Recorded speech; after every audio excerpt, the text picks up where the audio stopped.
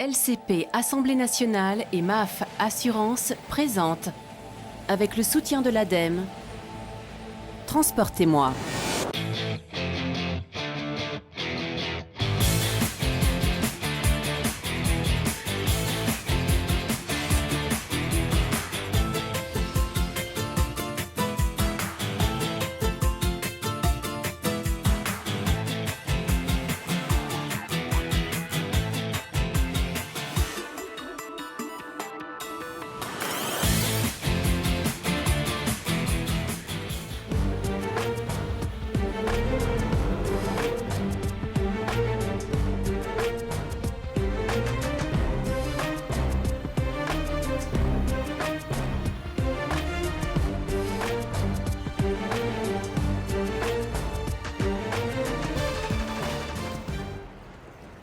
Bonjour et bienvenue dans Transportez-moi. Ce mois-ci, notre équipe s'est penchée sur le casse-tête de la circulation urbaine et s'est déplacée à Lyon, une ville très innovante en matière d'écomobilité. C'est elle par exemple qui est la première à tester le système de partage du vélo, c'était en 2005. Aujourd'hui, entre Rhône et Saône, nous allons explorer la presqu'île qui abrite le centre-ville de Lyon en utilisant uniquement des moyens de transport doux, depuis le sommet de la colline de Croix-Rousse jusqu'à un tout nouveau quartier, Confluence. Tout de suite, le sommaire de votre émission. Chaque année, les embouteillages coûtent plus de 5 milliards d'euros à la France. Surconsommation, heures de travail perdues, pollution. Pour lutter contre ce fléau, l'agglomération lyonnaise lance le projet Optimode, une expérience durable et innovante pour gérer les flux de circulation. Une solution déjà éprouvée à l'étranger, le péage urbain, mais en France, sommes-nous prêts à mettre en œuvre une telle mesure? Nous avons posé la question aux députés, ils sont partagés au sein même de la majorité. Autre solution pour lutter contre l'envahissement automobile, c'est l'autopartage. Citizen Car innove dans le domaine de la consommation collaborative en créant un réseau social de partage de voitures, autrement dit une communauté de location entre particuliers. Et puis de l'information collaborative avec Gérard Felzer qui nous fera découvrir un système coopératif routier expérimental, le projet Scoref, pour être informé en direct à bord de sa voiture sur les conditions de circulation.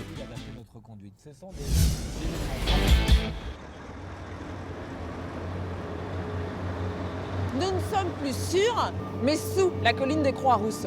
Le tunnel emprunté par les automobilistes pour joindre les berges du Rhône aux berges de la Saône est en cours de rénovation, une mise aux normes obligatoire. Le tunnel est élargi et surtout, il est doublé d'une galerie de sécurité. Et là, surprise, la galerie a été conçue suffisamment large pour accueillir à toute heure des moyens de transport doux. Il y aura ici une file pour les bus, une file pour les piétons, une troisième pour les vélos,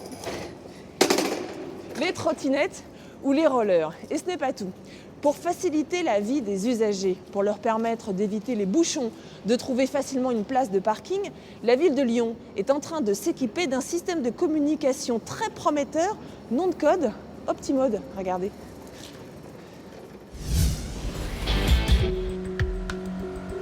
Chaque jour, un peu plus de 220 000 véhicules entrent dans l'agglomération lyonnaise. À cela, il faut ajouter les bus, tramways, métros, taxis, vélos. Au total, cela représente 4 millions de déplacements quotidiens. À Lyon, comme dans beaucoup de grandes métropoles, la circulation est souvent engorgée. Pour répondre à ce défi de la circulation, l'agglomération s'est lancée dans un projet révolutionnaire. Il s'appelle Optimode et il est en cours de déploiement. Optimode, ça veut dire optimisation de la mobilité durable. Ce qui montre bien que la mobilité durable, ce n'est pas seulement pour permettre à la voiture d'être plus fluide en ville. C'est vraiment pour favoriser un transfert modal, c'est-à-dire faire adopter des alternatives à la voiture individuelle, les transports en commun, le vélo, l'auto partagé, le covoiturage, la marche à pied. Et c'est un logiciel qui donnera toutes les infos sur tous les modes de déplacement, à tout moment, à tout le monde. Le préalable pour connaître l'état du trafic, c'est de pouvoir comptabiliser les véhicules. 500 capteurs ont été placés sous terre et ce chiffre sera doublé dans les tout prochains mois. On teste dans le cadre du projet Optimode une nouvelle génération de capteurs qui, eux, seront sans fil donc qui font cette taille-là, qui vont remonter les informations par ondes radio, okay, et qui ensuite seront rapatriées via le réseau de fibre optique au PC Critère. Pour remonter toutes ces données en temps réel, il faut un réseau télécom extrêmement performant. Voici ce qui se cache sous les trottoirs lyonnais. Des terminaux de fibre optique qui permettent d'acheminer instantanément les informations jusqu'au PC. Infotrafic, bonjour. Au PC de supervision, on peut alors gérer au mieux les feux de circulation et informer les automobilistes. Nous vous rappelons également que le tunnel de la Croix-Rousse est fermé à la circulation dans les deux sens jusqu'en août 2013. Vous pouvez cependant utiliser les itinéraires de substitution S2 et S9 indiqués sur le terrain. C'est un PC dont on a mesuré l'efficacité. On peut dire que lorsqu'on a un défaut sur le PC, on a pu constater un doublement des bouchons sur l'agglomération.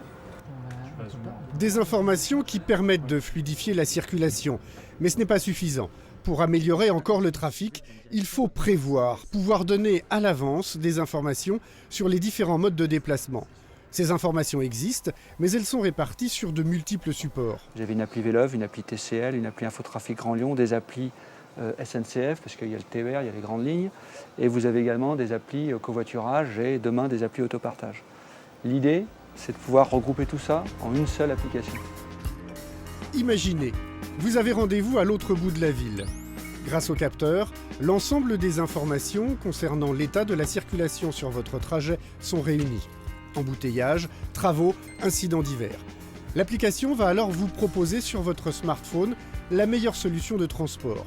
Que ce soit la voiture, le tram, le métro, le vélo ou même la marche à pied, pour vous rendre le plus rapidement possible à destination.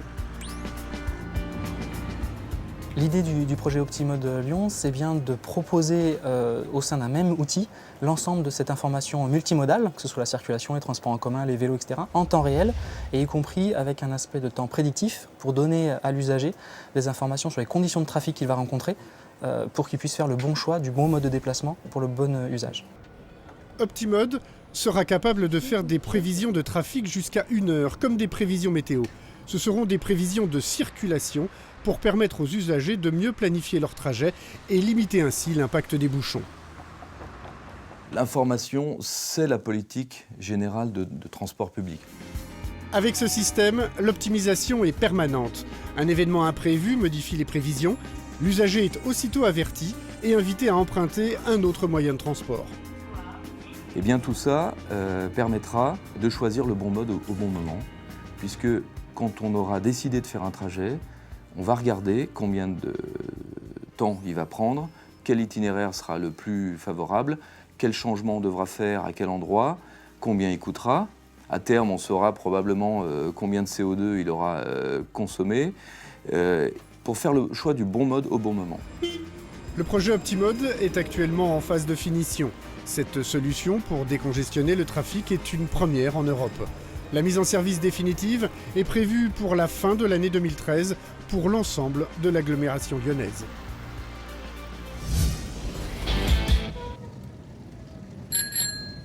Retour sur la presqu'île de Lyon. Alors vous avez fait des courses et vous êtes un petit peu chargé, vous vous êtes malheureusement foulé une cheville, vous êtes heureusement enceinte, abandonnez votre trottinette ou votre vélo, empruntez le cyclopolitain. Encore une innovation lyonnaise qui date d'une dizaine d'années. Et Gérald, vous êtes l'un des cofondateurs de cette entreprise? Oui, exactement. On a lancé le concept déjà en 2003 à Lyon. Et maintenant, vous êtes présent dans une dizaine de villes dans toute la France. Exactement, et notre plus grosse flotte maintenant est à Paris, puisqu'il faut être à Paris. Alors, selon les villes, en fait, vous ne touchez pas le même public. À Lyon, par exemple, c'est une minorité de touristes, Exactement. une majorité de Lyonnais. Exactement. À Lyon, on s'adresse vraiment aux Lyonnais, en grande majorité, puisque 30% seulement de touristes. Notre clientèle est assez diverse. Ce sont beaucoup de mamans avec des enfants. Beaucoup de personnes âgées également, et puis des gens qui travaillent dans la presqu'île, des commerçants, voilà. Circulation urbaine et sécurité routière vont de pair. Vous allez le voir dans la chronique de Gérard Felzer. On peut aller par là-bas? Ouais. Allez. Oh, j'ai rien à faire, c'est génial. 1 milliard de voitures circulent dans le monde aujourd'hui, probablement 2 milliards avant 30 ans.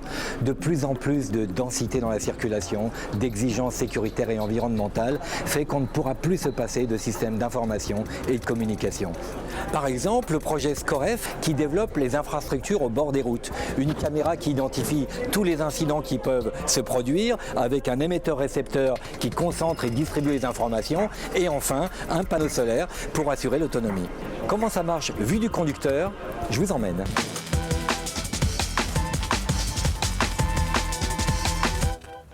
Lorsqu'on parle de voitures du futur, on ne voit pas de changement de l'extérieur. Elles seront toujours plus confortables, plus sécuritaires, plus performantes. Ce qui change tout, c'est l'information collaborative. L'information collaborative, c'est quoi? C'est une somme d'informations issues des autres véhicules et des infrastructures routières. Et toutes ces informations sont concentrées sur un écran pour pouvoir faire réagir le conducteur en route. Il y a des travaux sur la route, voilà ce qui va se passer. Le signal apparaît, donc on est vraiment en temps réel et on peut adapter sa conduite, on peut ralentir jusqu'à ce qu'on voit effectivement les travaux qui sont là et qui sont signalés par des balises.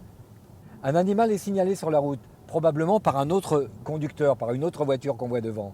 Et donc ça nous permet là aussi d'adapter notre conduite. Ce sont des événements fortuits, mais qui sont bien utiles lorsqu'ils sont signalés aux autres conducteurs. C'est de la collaboration. Toutes les informations, qu'elles soient transmises par les autres véhicules ou par les responsables des infrastructures routières, la gendarmerie, la sécurité routière par exemple, ici dans ce cas, on vous prévient d'une pollution, il faut adapter sa vitesse, vous êtes informé individuellement, immédiatement. Et qui dit anticipation, dit sécurité. Bus, métro, tramway, tous les moyens sont bons pour atteindre Confluence, à l'extrémité de la presqu'île lyonnaise. Confluence, c'est un tout nouveau quartier en cours de construction avec des bâtiments basse consommation et tous les moyens prévus pour l'écomobilité. Vous allez voir, vous allez tout comprendre, on est arrivé. Donc Maxime Valentin, vous êtes chef de projet, responsable du développement durable. Alors de quel projet est-ce qu'on parle? C'est le projet Confluence, cet immense quartier situé, comme son nom l'indique, à la confluence de la Saône et du Rhône. La surface, c'est vraiment énorme. Vous pouvez la rappeler? C'est 150 hectares, c'est l'équivalent du centre-ville actuel de Lyon. Donc l'idée, c'est de doubler le centre-ville de Lyon sur ce territoire. Et alors du coup, si on veut être cohérent, comment est-ce qu'on se déplace dans un écoquartier comme celui-ci? Alors, dans un quartier qui est un quartier de centre-ville, on va déjà essayer de limiter l'avenue des véhicules thermiques classiques, des voitures dans ce centre-ville. On a ici le tramway qui a été installé sur site en même temps que le projet qui est aujourd'hui prolongé.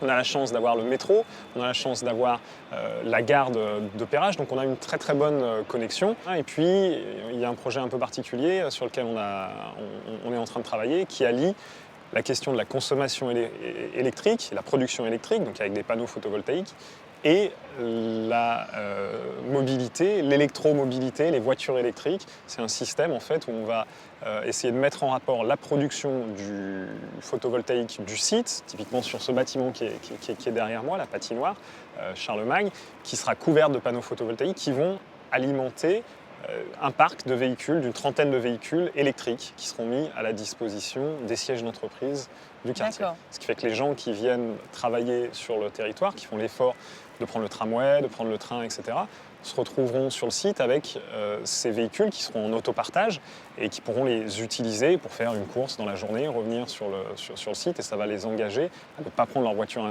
individuelle et à venir congestionner le centre-ville. Sachant qu'ils peuvent trouver donc un véhicule propre sur place. Et puis l'autopartage, bien sûr, l'autopartage qui se développe de plus en plus à Paris, à Lyon, dans beaucoup de villes maintenant en France. Regardez comment ça fonctionne. Assez pratique, hein. Moi, je fais l'autopartage à fond. C'est vrai? Ouais, j'ai pas de voiture. Ce matin, Gilles est à la recherche de sa voiture. Donc là, je dois la chercher, c'est le petit jeu. J'espère que je vais la trouver et qu'il n'y en a pas 4 pareils. Pour aujourd'hui, ce sera cette voiture grise.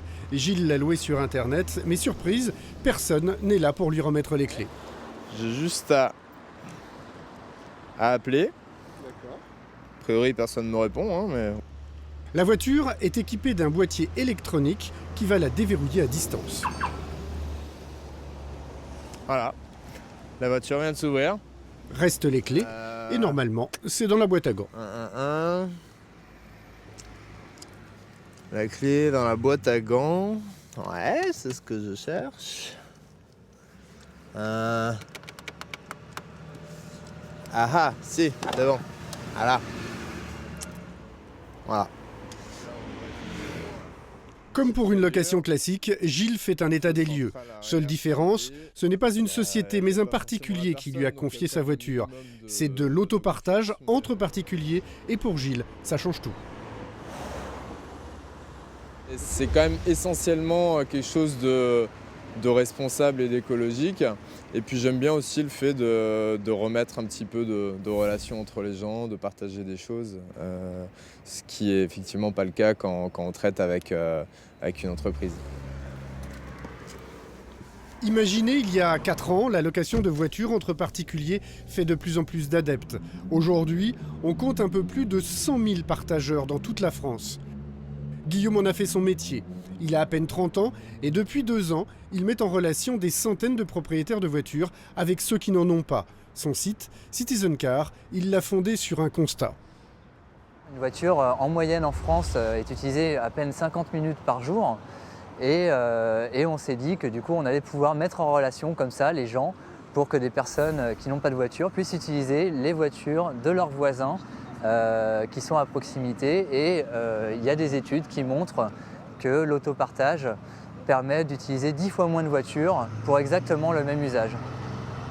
Alors là, il n'y a pas de place. Séduite par l'idée, et comme elle ne se sert pas de sa voiture tous les jours, Fabienne a décidé de sauter le pas. Elle vient de placer sa Smart sur un site de location entre particuliers, non sans avoir encore quelques réticences. Alors, location de voiture entre particuliers, c'est ça. Je pense que c'est le cas pour tout le monde. On n'a pas forcément confiance quand on ne connaît pas la personne à qui on va prêter un bien personnel. Je crois que la confiance est vraiment très importante pour ce type de site.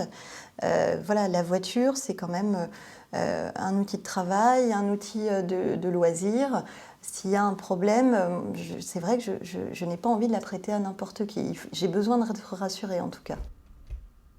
Pour la rassurer, le site de location entre particuliers mise sur le partage d'informations, sur sa voiture d'un côté, mais également sur l'identité et le permis de conduire des loueurs. Surtout, le site propose une assurance pour toute location. En cas de problème, ce n'est pas Fabienne qui prendra un malus.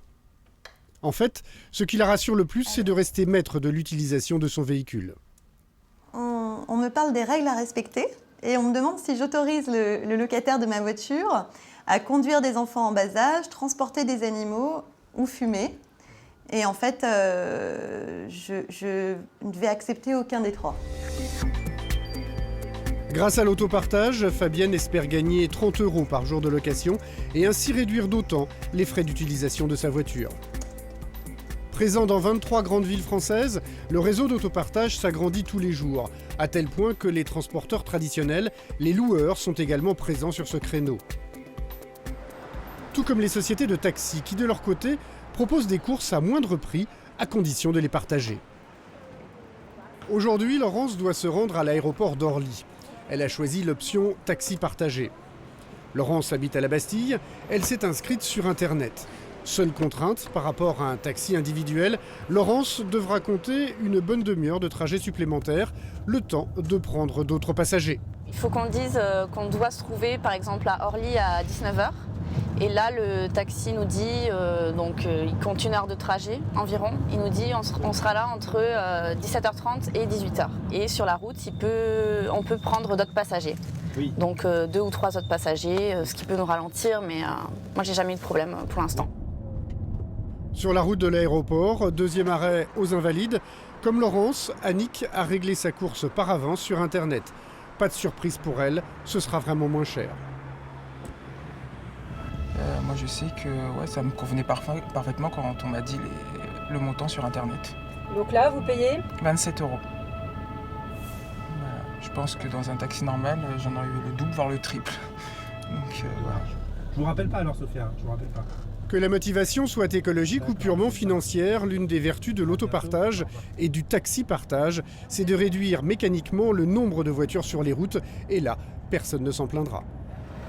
Voilà, merci beaucoup. Bon voyage. Très agréable. Au revoir. Merci, au revoir. Allez où? Skyroom, au sommet de la tour Oxygène, étage 27. Ascenseur F, à destination de l'étage 27. Merci madame. Ascenseur F. Vous saviez qu'en France, l'ascenseur est le moyen de transport en commun numéro 1? Si, je vous assure. F. Nous prenons de la hauteur pour profiter d'une magnifique vue panoramique sur la ville de Lyon en compagnie du sénateur-maire Gérard Collomb. Alors une autre solution pour désengorger les centres-villes, une solution déjà employée à Londres, à Stockholm avec succès, c'est le péage urbain. Pour ou contre, la parole est aux députés. Oui, merci madame, 27e étage, nous sommes arrivés. Hop là, hop là. Le péage urbain, c'est une fausse bonne réponse à un vrai problème qui est celui du trafic automobile effectivement en centre-ville.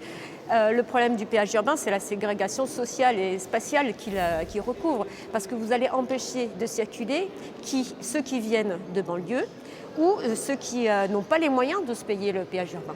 Donc c'est le vrai problème du péage urbain. Paris n'y est pas très favorable à cause de ce problème de ségrégation sociale.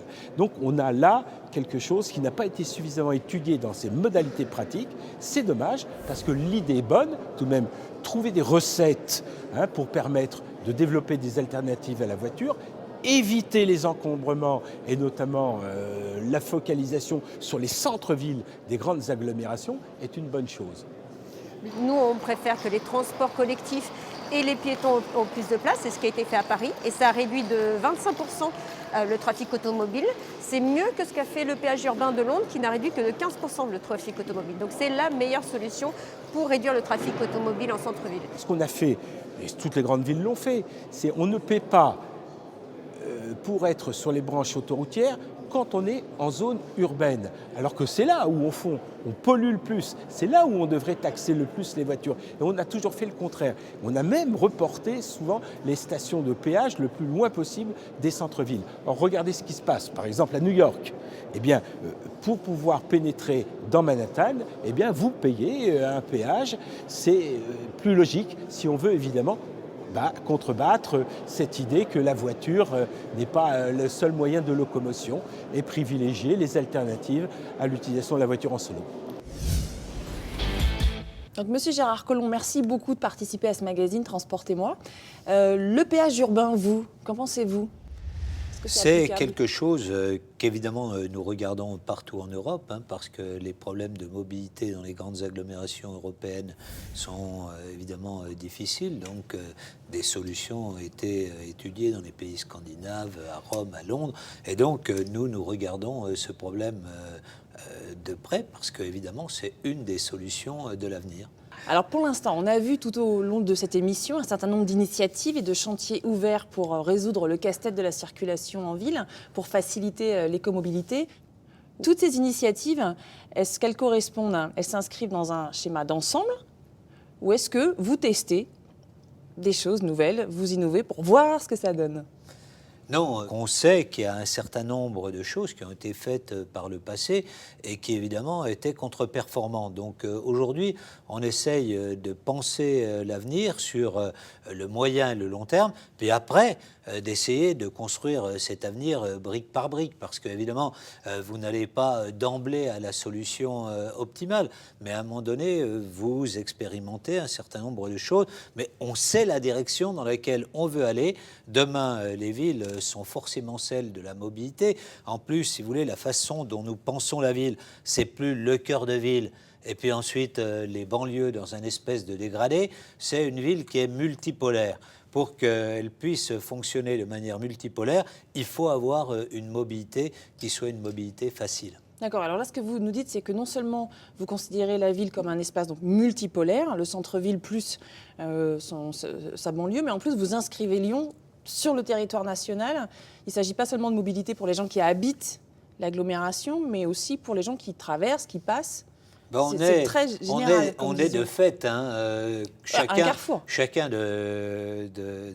de ceux qui regardent votre émission, ils connaissent le tunnel de Fourvière. Ça. Ils savent que pour passer à Lyon, c'est quand même un peu galère par le passé. Ça l'est toujours. Ouais. Et donc, nous, essayer de penser de manière globale, à la fois essayer d'écarter les circulations du centre-ville et puis penser une autre mobilité à l'intérieur de l'agglomération, c'est pour nous quelque chose de tout à fait fondamental. Alors vous, est-ce que depuis 10 ans, vous sentez que toutes ces innovations, tous ces investissements réalisés pour la mobilité urbaine, est-ce que vous sentez que ça modifie l'atmosphère de la ville? Quand je dis l'atmosphère, je veux dire l'ambiance, l'état d'esprit des habitants, et pas seulement l'atmosphère en termes de pollution. Non. Si vous voulez, ça modifie les choses.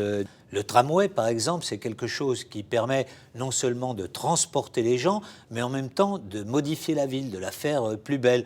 Lorsque vous suivez un parcours de tramway, vous voyez qu'on n'a pas travaillé simplement sur les voies ferrées pour le tramway, mais qu'on a remodifié les façades, que l'on a mis des espaces naturels. Donc c'est la qualité de la vie qui se transforme par les transports en commun et par les modes de déplacement nouveaux. Vous voyez, aujourd'hui, on a 500 km de pistes cyclables, de modes doux.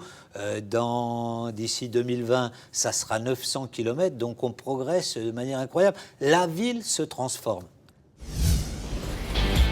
Ce numéro de Transportez-moi est maintenant terminé. Merci de votre fidélité. Vous souhaitez réagir, poser des questions, le forum de l'émission est ouvert. Vous souhaitez revoir ce numéro ou l'un des précédents, n'hésitez pas, transportez-moi.fr. À très bientôt. Ding dong. Merci de votre fidélité. Si vous souhaitez réagir, poser des questions, n'hésitez pas, le forum est ouvert. Il s'arrête pas. Moi alors, dans le scénario, faut que je m'en aille. Si vous n'aviez pas rigolé, c'est pas grave, s'il n'y a pas rigolé, j'aurais continué. Bon, ça faisait un peu genre non, on la prend pas, mais bon. LCP Assemblée nationale et MAF Assurance vous ont présenté, avec le soutien de l'ADEME, Transportez-moi.